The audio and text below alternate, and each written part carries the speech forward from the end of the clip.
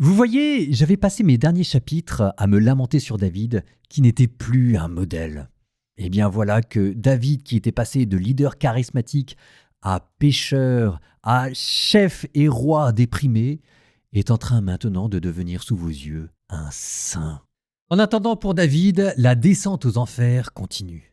Il faut bien que David tombe très bas pour devenir le saint roi David. L'exil continue entre merveille et humiliation. 1 Samuel chapitre 16.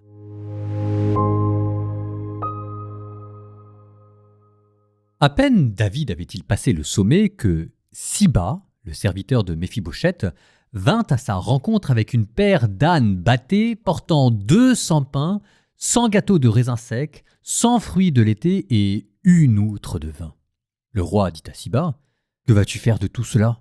Siba répondit, « Les ânes serviront de monture à la famille du roi. Les pains et les fruits seront la nourriture des plus jeunes, et le vin, la boisson pour qui sera épuisé dans le désert. » Le roi lui demanda, « Mais où est donc Méphibosheth, le fils de ton maître ?»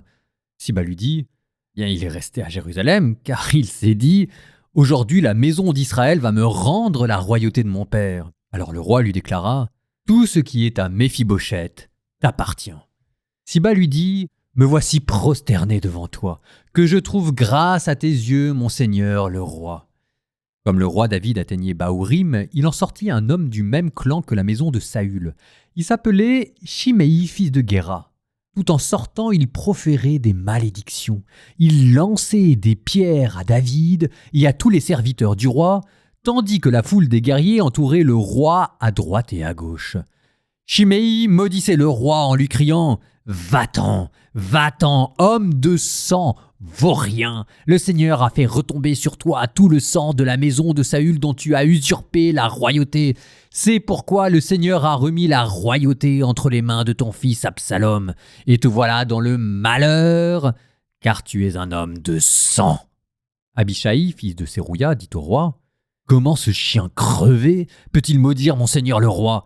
Laisse-moi passer que je lui tranche la tête. » Mais le roi répondit, « Que me voulez-vous, fils de Sérouya ? S'il maudit, c'est peut-être parce que le Seigneur lui a ordonné de maudire David. Alors, qui donc pourrait le lui reprocher ?» David dit à Abishai et à tous ses serviteurs, « Même celui qui est mon propre fils s'attaque à ma vie. À plus forte raison ce descendant de Benjamin. Laissez-le maudire, si le Seigneur le lui a ordonné.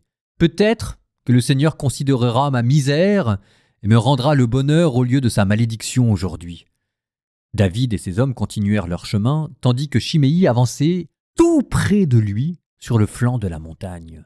Il proférait ses malédictions et lançait des pierres tout près du roi en faisant voler la poussière. Le roi et toute la troupe qui était avec lui arrivèrent épuisés au Jourdain où ils purent enfin reprendre haleine. Absalom, ainsi que toutes les troupes d'hommes d'Israël étaient donc arrivés à Jérusalem. Ahitophel se trouvait avec lui. Or, quand Hushai l'Archite, l'ami de David, arriva près d'Absalom, il lui dit « Vive le roi! Vive le roi !» Absalom dit à Hushai « Voilà comment tu es fidèle à ton ami. Pourquoi n'es-tu pas allé avec lui ?» Hushai lui répondit « Je n'y suis pas allé car celui qui a été choisi par le Seigneur, par cette troupe et tous les hommes d'Israël, c'est bien à lui que moi j'appartiens et avec lui que je reste. Et d'ailleurs, qui vais-je servir ? N'es-tu pas son fils ? Comme j'ai servi ton père, ainsi ferai-je pour toi. » Puis Absalom dit à Ahitophel, « Tenez conseil entre vous, qu'allons-nous faire ?» Ahitophel dit à Absalom, « Va vers les concubines de ton père, celles qu'il a laissées pour qu'elles gardent la maison. Tout Israël apprendra que tu t'es rendu odieux à ton père, et le pouvoir de tes partisans en sera affermi. » On installa donc pour Absalom une tente sur la terrasse, et il alla vers les concubines de son père à la vue de tout Israël. En ce temps-là, le conseil donné par Ahitophel avait même valeur qu'une consultation de la parole de Dieu. Il en allait ainsi de tout conseil d'Ahitophel, aussi bien pour David que pour Absalom.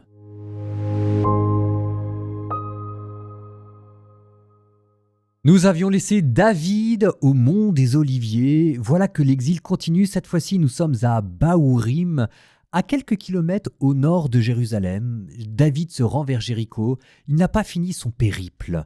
Je n'apprends rien à personne en disant que quand on va bien, tout le monde est gentil, et quand on va mal, c'est là où les cœurs se révèlent. Soit en bon, par exemple Sibla, qui d'ailleurs apporte des ânesses, monture royale, petit geste délicat, soit en mauvaise part, Shimei, dont le malheur de David ravive la rancune et le mépris. Il n'y a pas de gloire à insulter les gens dans le malheur, mais celui-là ne s'en prive pas, qui rajoute à la déchéance à laquelle il est arrivé la honte et le mépris de profiter de la faiblesse des gens. Mais je vous avais dit que David était en train de dénouer les liens qui pesaient sur lui de malédiction. En voilà un autre qui est en train de se dénouer. Il y avait cette sorte de supériorité, d'ascendance morale que Joab, pourtant l'homme cruel, avait acquis sur David. Voilà qu'elle se défait.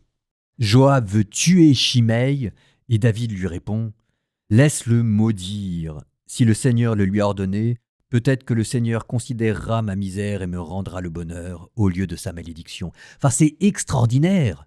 Non seulement David qui rend le bien pour le mal, mais qui échappe par la grande porte à cette espèce d'étreinte morale dans laquelle Job le tenait pour toujours plus de cruauté. Enfin, on a l'impression d'entendre Jésus. Si ton ennemi te frappe sur la joue gauche, tends la joue droite. On est parvenu à cette hauteur-là. Qui parmi nous peut dire qu'il égale David et sa grandeur d'âme dans des moments de détresse semblables ? David, par son malheur, est en train de retrouver une liberté dans laquelle les intrigues de cour l'avaient enfermé. C'est magnifique. De l'autre côté, Absalom est entré à Jérusalem, et voilà qu'Ahitophel, le conseiller des rois, la bouche d'or, se met à prodiguer ses conseils. Voilà le premier, couche avec les concubines de ton père.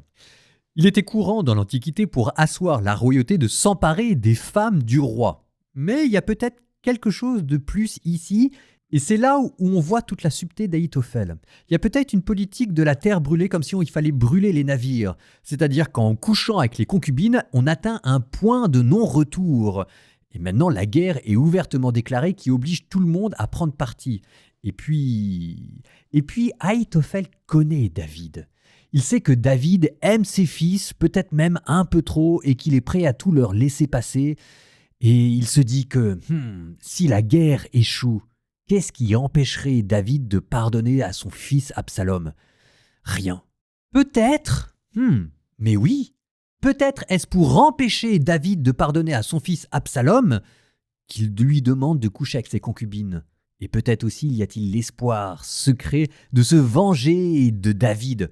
De la même manière que David, pour coucher avec Bethsabée, avait tué Urias, le petit-fils d'Ahitophel, Ahitophel, pour humilier David, demande à son fils de coucher avec ses femmes. Vous êtes en pleine vendetta.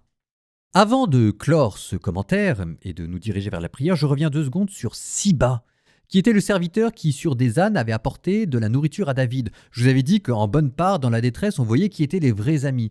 Peut-être ai-je péché par excès de naïveté, et vous ferez attention quand vous serez dans le malheur, il faut toujours se méfier des gens. Siba, pour que tout le monde remette bien, c'est le serviteur de Méphibosheth. Méphibosheth étant le fils de Jonathan. Méphibosheth, si, vous savez, c'est celui qui est boiteux parce qu'il avait été lâché à sa naissance dans la fuite, que David avait installé à sa table pour montrer de la tendresse à Jonathan. Méphibosheth, évidemment, ne peut pas aller au-devant de David, il est boiteux, et voilà que son serviteur a pris des ânes et est en train de se placer devant Méphibosheth. Peut-être d'ailleurs que Méphibosheth était content du départ de David, même s'il était peu probable qu'Absalom remette Méphibosheth sur le trône. Mais mes notes de bas de page surtout disent « Siba fait sa réapparition. Ami ou ennemi ?» David lui avait confié la gestion des terres que Méphibosheth avait héritées de Saül. Mais est-ce si sûr ? Siba vient de l'autre côté de la montée des Oliviers, comme cela semble être le cas. Il ne rattrape pas, mais il vint à sa rencontre. Qu'est-ce que cela veut dire ? Cela veut dire qu'on ne sait pas très bien si Siba venait à la rencontre de David ou à la rencontre d'Absalom. Nous terminons par une prière. Au nom du Père et du Fils et du Saint-Esprit. Amen. Seigneur, toi qui vois tout, tu sais que parfois la vie nous bouscule comme David. Parfois nous sommes insultés, parfois nous sommes trahis, parfois nous sommes accablés au travail, à la maison, par nos amis. On aimerait se défendre, rendre coup pour coup, prouver qu'on a raison.